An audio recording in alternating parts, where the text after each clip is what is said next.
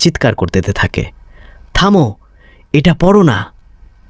হঠাৎ সব কিছু শান্ত হয়ে যায়, জিনটা মিলিয়ে যায়, দরজা খুলে যায়।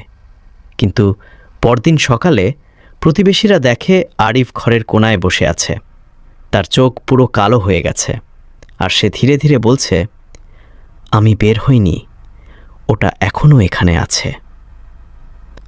আজও পার্ক সার্কাসের ওই বাড়ি পাশ দিয়ে গেলে লোকজন বলে, রাত 3টায় একটা গলা শোনা যায়, তুমি পরের জন।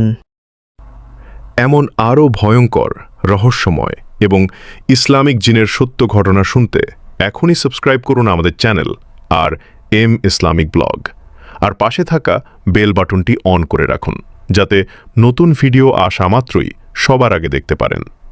আমাদের সাথেই থাকুন, কারণ পরের গল্পটা হতে পারে আরও ভয়ঙ্কর।